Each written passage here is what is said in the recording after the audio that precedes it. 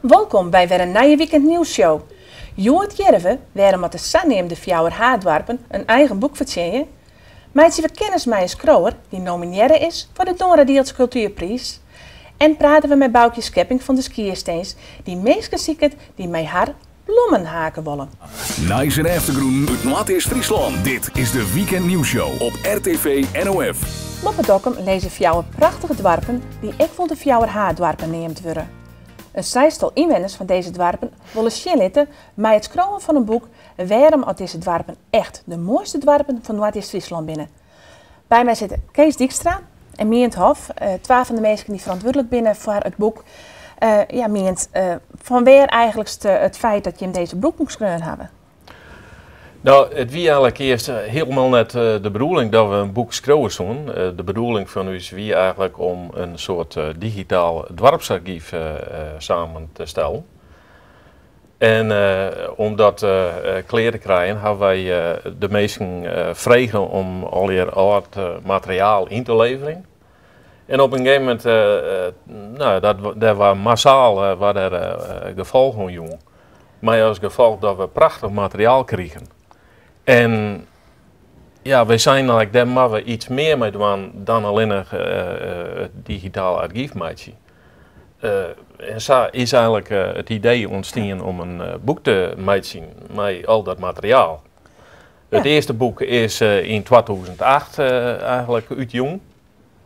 En dat rent ongeveer van 1900 tot 1980. En we gaan nu, ben we van plan om Takkum sneuwen, 22 november, het tweede boek uit te gaan. En die periode rent ongeveer van 1940 tot 2000. Ja, Dijkstra, het binnen de Fjouwer Haardwarpen. Ja. Ik zou mij vaststellen kunnen dat een hele prutte van mijn kijkers net weten wat nou de Fjouwer Haardwarpen binnen. Ja, nou dat is eens heel makkelijk. Er zijn drie die beginnen met Hantem en er is één die het wat oors. Ja. Dus we gaan Hantem Huizen en de Hantem Rutborn. Ja.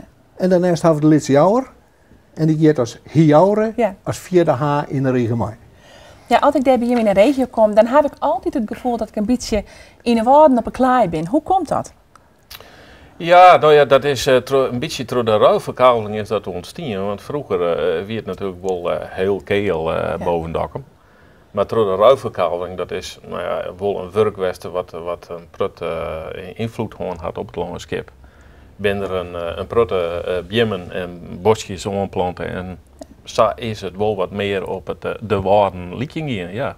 Ja, want het is heel smoek daar in de Hantemer streek. Wat is Hantem voor oorsprong voor plak? Wat de regio, wat voor oorsprong had de plakken, Dijkstra? Nou, van oorsprong is het een terpdorp. Krijgt als meerdwarpen hier in omkring. En daar we vanzelf midden staan in het dorp zelfs. En daaromheen een protte landbouw. Ja. En dan benam veeteelt. Ja, en nu ben we bijna 2015. Hebben we hem heel erg te maken met de Sanneem de krimpen die we hier in de regio zullen? Nou, ik moet zeggen, dat valt bij u nog wel wat aan. Wij vernemen nog net vol van de krimpen. Het is zelfs zo dat de laatste tijd wel meer jonge gezinnen bij in het dorp wijn kan binnen. Dat is mooi. Ja. Dus eigenlijk, ja, misschien komt dat nog, maar tot nota is het nog net echt onorde buis. Nee, het is heel aardig als je zegt naar het inwoneraantal. Dat is eens de laatste 150 jaar, is dat zo'n beetje geliebleun. Heel wat bijzonder. Dat rent altijd om de 380, 400 hennen. Oh, dat is eigenlijk best wel bijzonder. Ja, dat is heel bijzonder. Ja. Ja, goed, een hele prutte mooi materiaal hebben we hem daarvan. Wij maken dan onder andere al hier rond denken. We gaan in eerste instantie natuurlijk een prutte oude foto's van het dorp zelf. En we gaan uit ons dorpsblad hechtepunten hebben wat advertenties hellen die het wat opleukje. Hier en daar een krantartikeltje. Zo gaan we proberen om er wat variatie in te brengen. En verder ongevuld met verhalen van de meesten zelf. Ja. Dus als schreeuwers zijn, daar ga ik eigenlijk net zo volle taf voegt. Maar binnen meesten eigenlijk meer ontwut. En dat maakt het denk ik zo mooi dat het door de mensen eigenlijk zelf maken is. Het materiaal komt bij de mensen bij, de verhalen komen bij de mensen bij. Ja. En wij hebben eigenlijk alleen nog maar het wat verzamelen en onlijk was kreun en bielkop plakt. Ja. Ja. Nou ja, je bent 12 van de scrolls tot slot. Neem de oren ik nog eventjes, want die hebben ik de eer wel verzinnen. Dijkstra, waar zijn de oren voor jou, man? De oren ben Jellian de Wilde, die had de projectleiding op hem naam. Jetty Hof. Dat is mijn vrouw. Ali van der Heijden.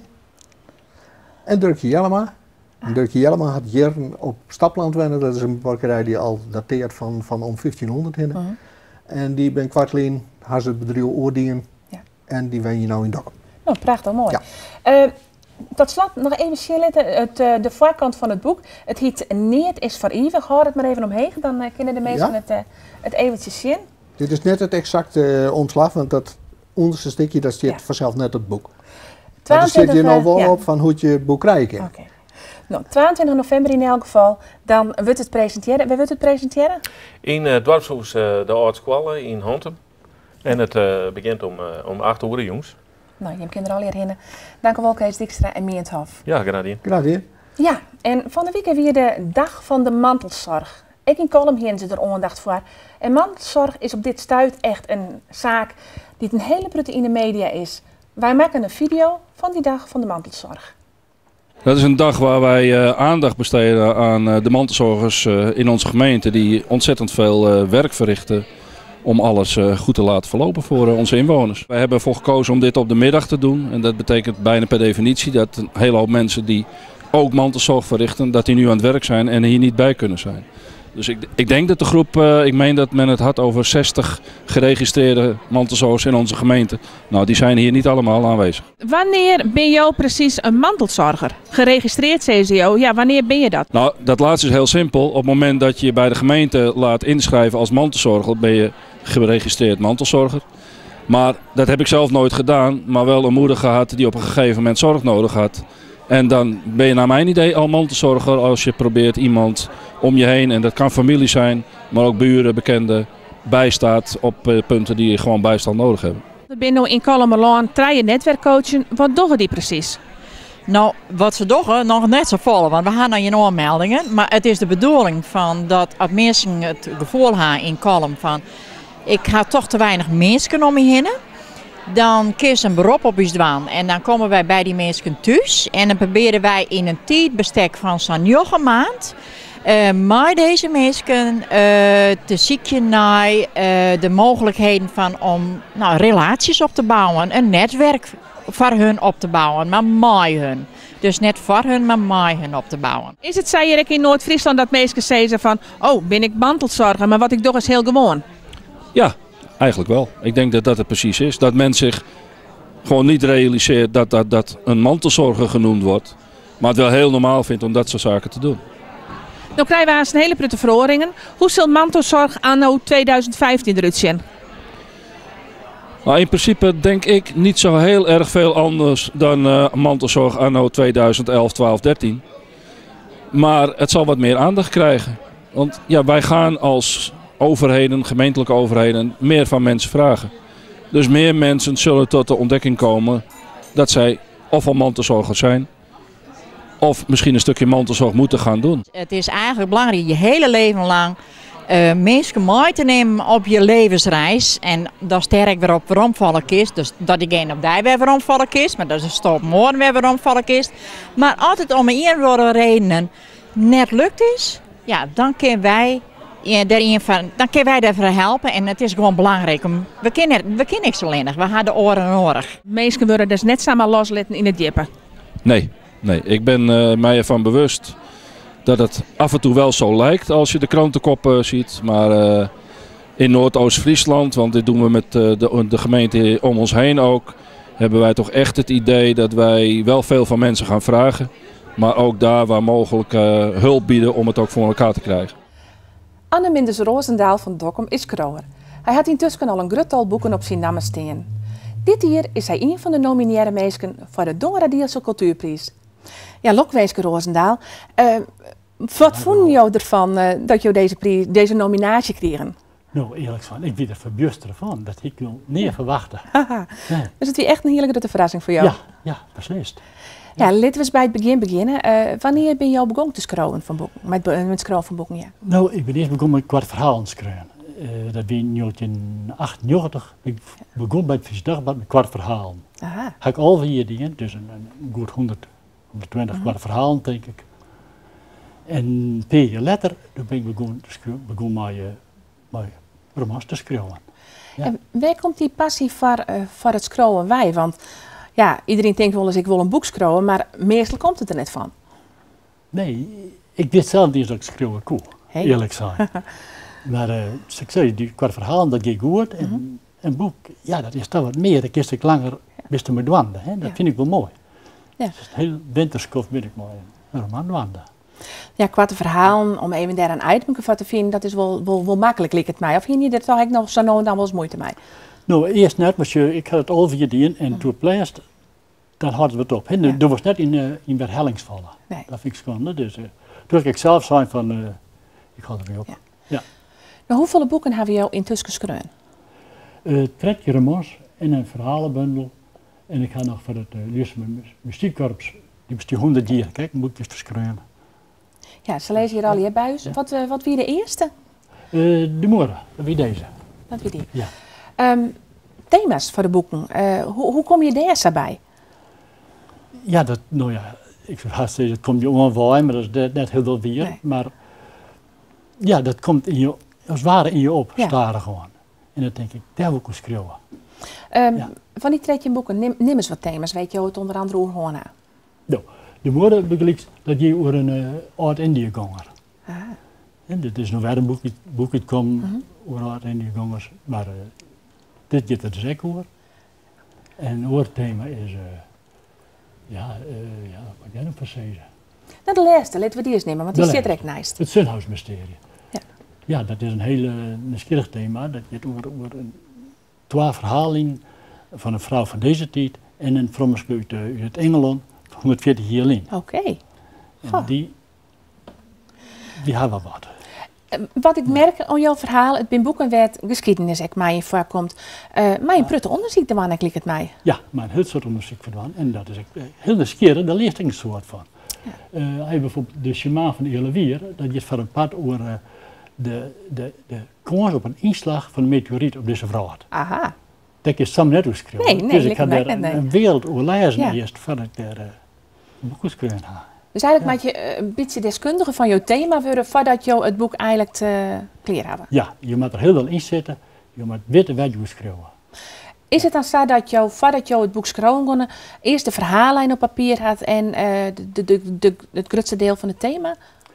Het thema wel en het verhaal ook wel, dat schrijf ik wel op, maar het kan wel onder het schrijven wel, kan wel veroordelen. Ja. Dat is denk ik het wat woorden komt uit. Ja, wat vind je nou elke keer weer de grootste uitdaging uit jouw boek schrijven? Om te beginnen. Om te beginnen? Om te beginnen. Ja. Ja, daar ren ik hem om. Ik denk, daar mag ik schrijven, daar wil ik schrijven. Ja. En daar mag je beginnen. Hè. En dat is even dreig. Ja, Hoeveel tijd vreegt het om een boek te schrijven? een jaar hier ongeveer. Een jaar hier. Ja, ik begin er, dit in oktober, mei. In april is het zeg maar, en dan december, dan de hele semester kon ik weer oorlezen en verbeteren en weer oorlezen. Ja. Dus je bent op jouw eigen werk wel heel kritisch. Ja, wees, het moet kloppen, het moet zo goed mogelijk. En zelfs de dag voor ik het voortstuur, dan nog lees ik het na. Zit ik met fouten, Ja, moet ik iets jongens. Ja. Ja. En hij dan ik bijvoorbeeld in jouw omgeving die zei van, nou jong, ik lees het ook even voor jou en dan jou ook mijn mening daar ook wel hoor. Nou, mijn vrouw leest het ook. Ja. Ja, die leest het ook en die zei het ook wel eens wat, in het ook wat lang trederig, maar dat ik iets jongens, dat wel, Ja. ja. De boeken, waar hebben ze uit, Jon?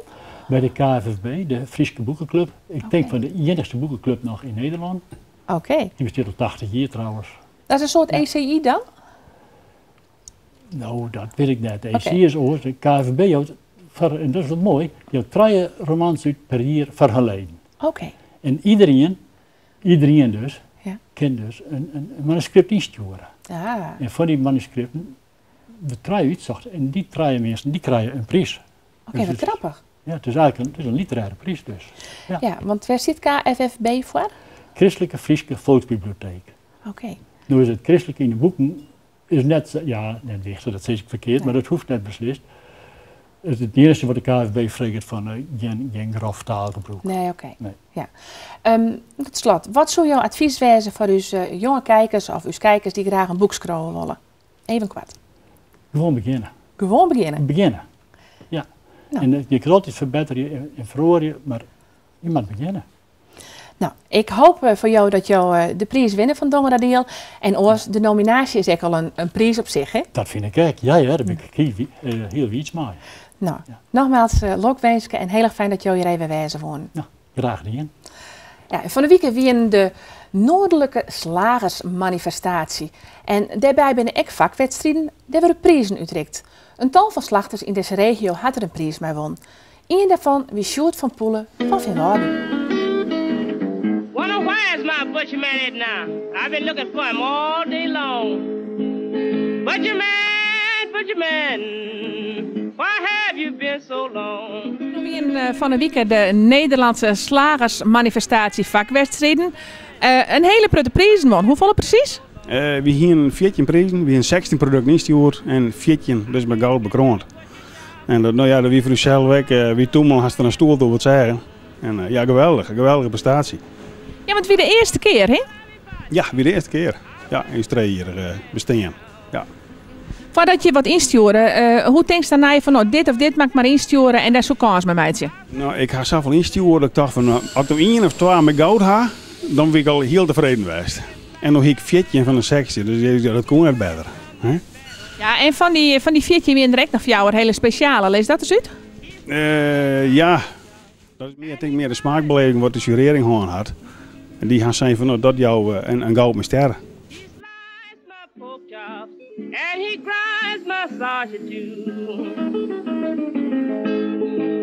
Ain't nothing in the line of butching. Kom drinken je ze graag. Nou, dit is een bedrijf, een klein vak. Deze man die had alles. En als denkt ik wilde graag gaan, dan vrees het hem. Dan redde hij mij dan door 1000 of 2 dagen later, dan kun je het krijgen. Ja, want ik zie hier bijvoorbeeld mol en ranja en dat soort dingen. Dat is echt net normaal van de slachter natuurlijk, hè? Natuurlijk net, nee, maar het is makkelijk dat het er altijd bij is, hè, brood. En dan heb ik vreselijk lekkere ijskoos. Dat houdt neer, het is al hier perfect. Wat deze man hier had in de winkel. Wat vindt drinken er nou van dat er zo volle mooie gouden prijzen won had bij de slagersvakmanifestatie? Super, super, dat is een teken dat die man 100% zijn wijs doet in alles. If you can't stop in the morning, please stop by tomorrow night. If anybody asks you, but your man, where have you been? Ik heb een vrouw in Den Haag en die wil graag, die maakt dan van filetlapjes. Met ham en cheese maken ze wat leuks. Ik zei van dat ken ik ook bezieken. En we gaan die in de orenwiksleid in de toonbank. En die vrouw die zei van nou die verbaasde haar oor. Ze zei ze zullen er lekkerder dus min. Nou, zulke dingen. Nou, dat had ik een Haags varkensrolletje aan. Ja, en dat vond die vrouw helemaal geweldig. Die hoorden ze nog zelf net meer de meidje. Dus die trein dat er hier nou in Veenwouden zit, wat drinken betreft, vol 30 hier. Oh ja, om mij wel. Om mij wel. Dat is zo'n 60 die het daar. Ik maak nog 20 hier. Ik hoop het al. Als ik de gezondheid krijg, dan moet dat wel slagen. De skierstees in Veenwouden wordt verbouwd en krijgt ook een nieuwe permanente expositie. In deze expositie zal een soort aandacht wezen voor de steense planten. Boukje Schepping zit je bij me en die wil iets heel bijzonders doen met die steense planten. Ja, goeiedag Boukje. Wat wil je precies doen met die steense planten? Nou, de Stinsenflora is heel erg belangrijk voor de schierstins. We hebben een prachtige tuin met Stinsenflora die in het voorjaar natuurlijk altijd heel veel mensen trekt en er mooi uitziet. Maar als de verbouwing van de schierstins klaar is en officieel geopend wordt in augustus, dan willen we ook graag die Stinsenflora naar binnen halen. En mijn plan is nou om met de mensen uit Veenwouden, maar ook uit de wijde omgeving, want mensen ook uit andere dorpen in de omgeving zijn van harte welkom, wil ik graag samen met die mensen een heel stuk Stinsenflora gaan haken. Hey.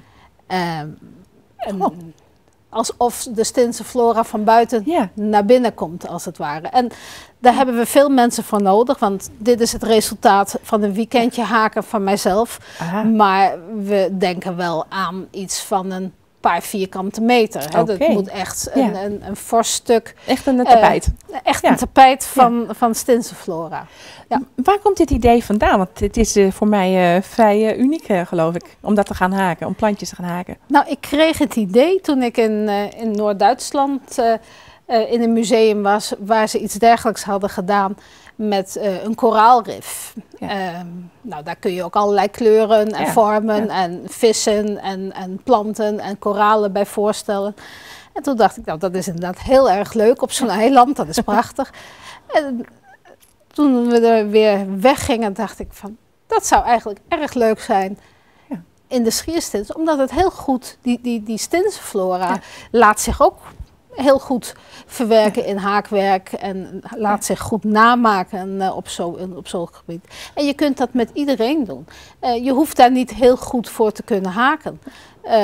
Iemand die niet zo heel erg goed kan haken, kan een grasprietje haken met een paar lossen. Ja. En iemand die het wel heel goed kan, die gaat misschien een heel veldje narcissen klaarmaken. Dus iedereen kan meedoen en dat is ook leuk. Want de Schierstins is uiteindelijk een cultureel centrum voor het hele dorp en voor de hele omgeving. Ja. En het zou zo leuk zijn als die hele gemeenschap ook samen zoiets dergelijks voor de Schierstins zou kunnen maken. Ja, dit is een heel mooi voorbeeld wat hier staat. Die Stinse flora, uit wat voor soort planten bestaat die allemaal? Wat voor soort planten moeten de mensen gaan haken? Het zijn voorjaarsplanten, voorjaarsbloemen. Narcissen, bostulpjes, hyacinten, kievietsbloemen. Dat soort sneeuwklokjes, dat soort planten moet je aan denken. Het hoogtepunt van de Stinse flora is ook echt in het voorjaar. April, mei, juni. Juni hooguit. Maar dus het voorjaar. En dat is dus niet de periode dat wij straks echt die verbouwing gaan doen. Hè? Want dat is allemaal klaar. Die opening is gepland na de zomer in augustus volgend jaar. We hebben dus gelukkig nog wat tijd om te haken, want het is wel veel werk. Ja. En het is dus heel leuk dat we straks die lente als begin van dat nieuwe stuk Schierstins, de lente in augustus weer binnenhalen. Nou, het is natuurlijk wel zo dat haken op dit moment helemaal hip is, hè? Ja. Dus dat werkt wel in jullie voordeel, lijkt mij. Iedereen haakt. En het is ook heel goed mogelijk om een paar gebreide bloemen ertussen te hebben. Als er iemand is die graag breidt, we hebben allerlei patronen. Breien gaat ook. Want dat is dus wel het feit dat jullie al wel patronen hebben. Mensen hoeven dit niet uit de losse pols te gaan doen. Nee, er zijn patronen. Maar wie zelf patronen heeft of zelf zijn creativiteit wil laten gaan, dat is ook altijd mogelijk. Dat is het leuke. Ja. Je kunt in zo'n blaadje een heleboel fantasie kwijt ook. Ja, dat zie je nu met de kleuren ook al wel. Hè? Het ziet er allemaal echt heel mooi uit. Op wat voor manier willen jullie dit gaan doen? Moeten de mensen het thuis gaan doen of willen jullie een haakcafé houden, weet ik veel wat? Ja, het komt erop neer dat we een soort haakcafé gaan organiseren in de Schierstins. Het is een beetje afhankelijk van hoeveel belangstelling we uiteindelijk krijgen, hoeveel medewerkers we krijgen. Maar we denken zelf aan 1 keer in de week een sessie overdag en iets 's avonds. Want niet iedereen heeft zin om 's avonds de deur uit te gaan. Dus overdag en 's avonds, daar denken we wel in eerste instantie aan. Dus het maar dus ze moeten wel ook thuis natuurlijk inderdaad. haken. Ja, want het moet af. Het moet af.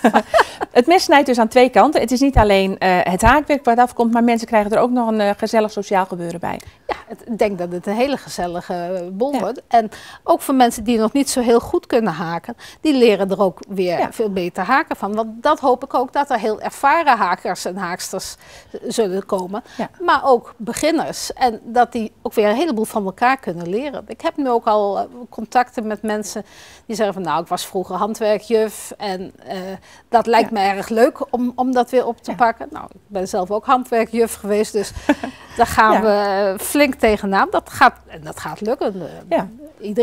Iedereen kan haken. Nou, ik ben ervan overtuigd dat het heel erg leuk gaat worden.